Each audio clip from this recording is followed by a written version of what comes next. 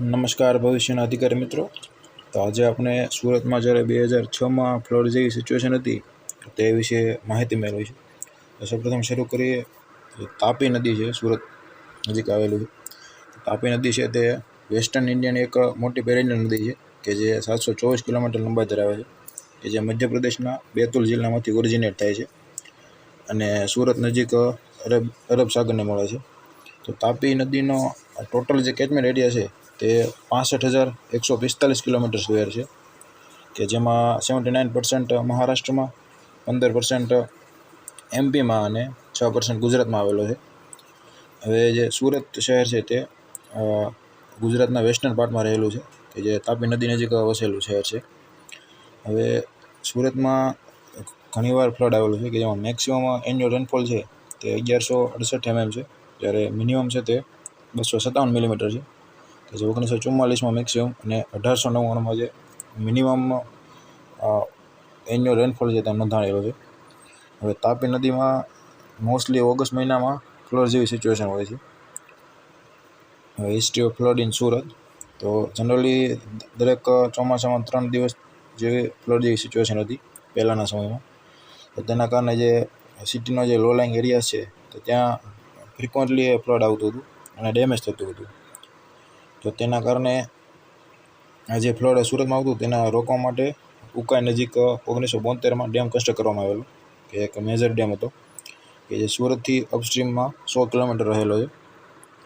તો આ ઉકાઈ ડેમના કી ફીચર છે કે જેની હાઇટ છે 365 ફીટ છે, મેક્સિમમ વોટર લેવલ 351 ફીટ, ફૂલ રિઝર્વર લેવલ 345 ફીટ, અને સ્પીલવેનું ક્રેસ્ટ છે તે 299 ફીટ રહેલું છે, અને 270 ફીટથી કેનાલ ઓફટેક થાય છે. તો આગળના ડિટેલ છે. અડધન બેંક છે 4 કિલોમીટર, ટોટલ લેન્થ છે તે 4,927 મીટર છે, કે જેમાં સ્પીલવે પ્લસ નોન સ્પીલવે આ રીતે છે. હવે આ જે વોટર અવેલેબિલિટી છે ઉકાઈ છે અને તેનું એલોકેશન કરેલું છે. તો ટોટલ વોટર અવેલેબિલિટી છે 11,350 મિલિયન ક્યુબિક મીટર છે, કે જેમાંથી ગુજરાતને 3,947 મિલિયન ક્યુબિક મીટર એલોટ થયેલું છે, જે 1975 પ્રમાણે પ્લાનિંગ ફેઝમાં. હાલ જે 4,390 મિલિયન ક્યુબિક મીટર એલોટ થયેલું છે. એનું રીઝન એ છે કે જે મહારાષ્ટ્રમાં જે તેની કેપેસિટી છે એ પ્રમાણે તે હજી લઈ નથી શકતું, કારણ કે ત્યાં જે ડેમ્સ કે એવું કંઈ કન્સ્ટ્રક્ટ થયેલું નથી એટલું બધું. તેના કારણે ગુજરાતને વધારે વોટર મળે છે. Design flood Ukai dam. તો design flood is the maximum flood a dam can control by its design. Design flood જે ઇન્ફોર્મેશન છે તે ફ્લડ રિવર બેઝિંગમાં જે ફ્લડ પ્રોટેક્શન વર્ક્સ અલગ અલગ જે કંઈ કરવામાં આવે છે તો તેના માટે જરૂરી છે. અને જે ફેલિયર થાય છે ઓવરટોપિંગના કારણે, તો ત્યાં જે કોઈ પણ મેજર્સ લેવામાં આવે છે તો તેની માટે જરૂરી છે. હવે design flood for Ukai dam is 17.48 lakh cusec હતું, કે જે 345 ફૂટે આવે છે.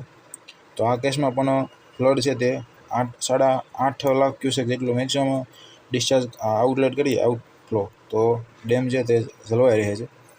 અને 347 ફીટે જ્યારે રિઝર્વર ફૂલ થયેલો હોય, તો જે 2-3 દિવસની ફ્લડ અને રેનની વોર્નિંગના કારણે તો થઈ શકે છે. હવે રીઝન છે કે જે તાપી નદીની આસપાસમાં જે અલગ અલગ એરિયા છે તો તે એગ્રીકલ્ચરલ ફિલ્ડ હતા, કે જે ધીમે ધીમે ઇન્ડસ્ટ્રીયલાઇઝેશન શરૂ થયું અને તેના કારણે જે હાઈરાઇઝ એપાર્ટમેન્ટને બિલ્ડિંગ્સને એ બધું બનવા લાગ્યું. તો તેના કારણે આ એક પણ રીઝન હતું કે જ્યાં જે ફ્લડ પ્લેન એરિયા છે તે જનરેટ થયો, અને જે ફ્લડ એમ્બેકમેન્ટ્સ, ત્યારબાદ રિવર બેડ છે તે 3 મીટર જેટલું ત્યાં ફિલિંગ થઈ ગયેલું છે. ત્યારબાદ સિલ્ટિંગ થઈ ગયું રિવર બેડનું. ત્યારબાદ આ જે વિયર કન્સ્ટ્રક્ટ કરેલું હોય, ત્યારબાદ અલગ ઘણા બધા બ્રિજીસ કન્સ્ટ્રક્ટ કરેલા છે. તો તેના કારણે જે વોટર કેરિંગ કેપેસિટી છે તે ઘટી ગઈ છે. તેના કારણે પણ જે ફ્લડ વોટરનું જે સ્પ્રેડ થાય છે તે વધારે જોવા મળે છે, કારણ કે અર્બનાઇઝેશન અને ઇન્ડસ્ટ્રીયલાઇઝેશન has increased and farmers have switched to water intensive crops such as sugar cane, which consequently increase the demand of water. જ્યારે લાઈવ સ્ટોરેજ કેપેસિટી છે તે સિલ્ટેશનના કારણે પણ ઘટી છે. તેમ છતાં અત્યારે 6,540 મિલિયન ક્યુબિક મીટર છે સિલ્ટેશન પછી. હવે મહારાષ્ટ્ર છે તે પોતાનો ફૂલ કોટા છે તે યુઝ નથી કરતો, જ્યાં વાત કરી ત્યાં. તો જ્યારે 80% ફૂલ હોય, મતલબ 333 ફીટે, ત્યારે લાઈવ સ્ટોરેજ કેપેસિટી છે તે 4,988 મિલિયન ક્યુબિક મીટર છે, કે જે ગુજરાતને ફાળવવામાં આવેલું છે તેના કરતાં પણ વધારે છે. મતલબ ડેમ છે તે આખો ભરવાની જરૂર જ નથી. હવે flood after the construction of dam. Flood જ્યારે ડેમ કન્સ્ટ્રક્ટ થઈ ગયો ત્યારબાદ સુરતમાં 3 મેજર ફ્લડ આવેલા છે: 1994, 1998 અને 2006. તો આજે અલગ અલગ ફ્લડ્સ આવેલા છે તો તેના કમ્પેરિઝન છે કે જેમાં પીક ફ્લો છે તે 1978માં 8 લાખ ક્યુમેક કરતાં ઓછું હતું, જ્યારે 2006માં આવેલું હતું તે 10.6 લાખ ક્યુમેક હતું, જ્યારે મેક્સિમમ આઉટફ્લો છે તે 9 લાખ ક્યુસેક હતો. જ્યાં જે 15 લાખ ક્યુસેક છે 1968 તે ડેમ બનાવવા પહેલાંની વાત છે, અને 12 મીટર જેટલું વોટર રાઇઝ જોવા મળેલું હતું ઓફ બ્રિજની નીચે. હવે આ અલગ અલગ ઇવેન્ટ છે કે જેના કારણે ફ્લડ આવેલું. તો 3 ઓગસ્ટના દિવસે ઇન્ડિયન મેટીરિયોલોજિકલ ડિપાર્ટમેન્ટ અમદાવાદ દ્વારા વોર્નિંગ ઇસ્યુ કરવામાં આવેલી હતી કે ભારેથી અતિ ભારે વરસાદ પડવાનો છે આગલા 2 દિવસમાં નર્મદા, તાપી અને દમણગંગા રિજનમાં, કે જ્યાં અમુક જે આઇસોલેટેડ પ્લેસીસ હતા તો ત્યાં હેવી રેનફોલ પડવાના ચાન્સીસ હતા તેવું આઈએમડી દ્વારા વોર્નિંગ જારી કરવામાં આવેલી હતી. જ્યારે ગવર્મેન્ટ ઓફ ગુજરાત છે તે 15 ઓગસ્ટની પ્રિપેરેશનમાં લાગેલું હતું, મેગા શોની પ્રિપેરેશનમાં, અને જે વાઇબ્રન્ટ ગુજરાતની જે સમિટ હતી તો તેની પ્રિપેરેશનમાં લાગેલું હતું. તેથી આ જે વોર્નિંગ હતી તેને નજરઅંદાજ કરી. હવે 7 ઓગસ્ટ 2006ના સવારના રોજ બધા માણસો પોતાનો દૈનિક કામમાં જોડાયેલા હતા.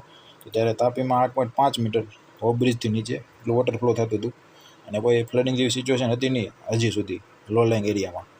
ત્યારબાદ ઉકાઈ ડેમ ઓથોરિટીએ સડનલી છે તે હ્યુજ ક્વોન્ટિટીમાં વોટર છોડવાની શરૂઆત કરી અને વોર્નિંગ આપી કે જે 7 ઓગસ્ટ બપોરના રોજ વોર્નિંગ આપી કે પાણી છે તે છોડવામાં આવશે.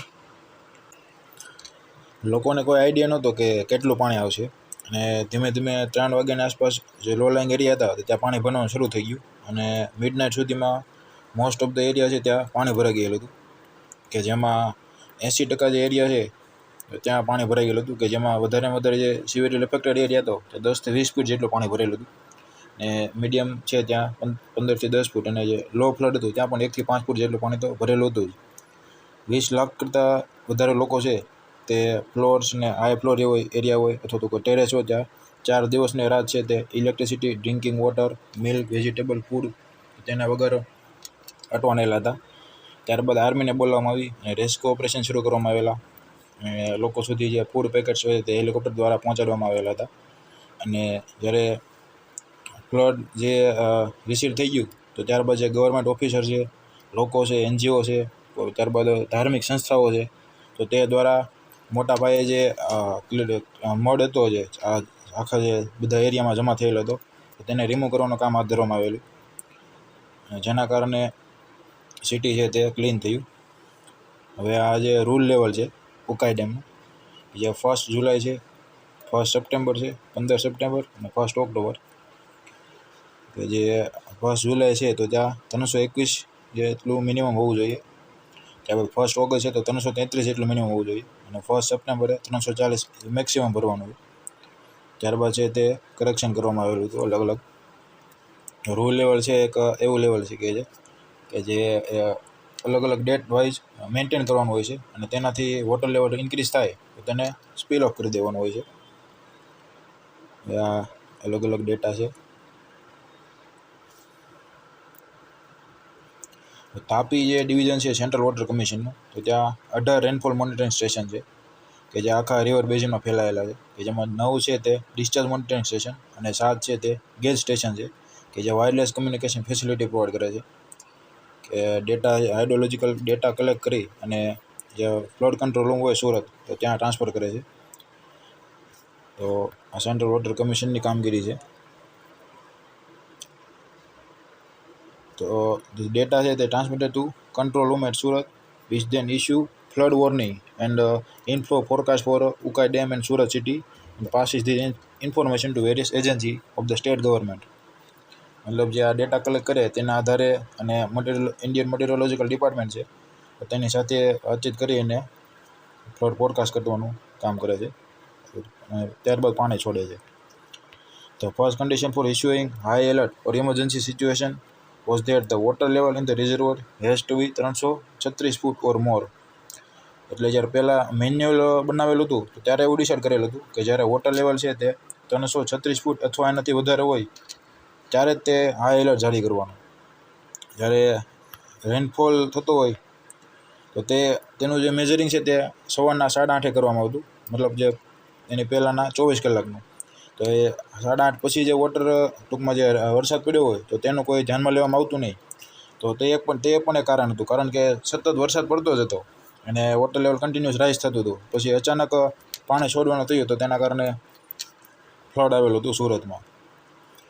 The Surat staff of Central Water Commission was simultaneously engaged in providing forecast for 3 major floods, Damanganga, Tapi અને નર્મદા. હવે જ્યારે 7 ઓગસ્ટમાં ઓફિસ છે તેમાં તે 10 ફૂટ જેટલું પાણી ભરાઈ ગયેલું હતું. તો ત્યાં ઇલેક્ટ્રિસિટી, વોટર કે ફૂડ જેવી કંઈ સુવિધા હતી નહીં. તો તેના કારણે તે પણ એક રોંગ ઓલું હતું કે એવું લોકેશન પસંદ કરેલું કે જ્યાં ફ્લડ પ્રોન એરિયા હતો અને જ્યાં વોટર આવે તો ટૂંકમાં બંધ થઈ જાય આખું જે સિસ્ટમ છે તે.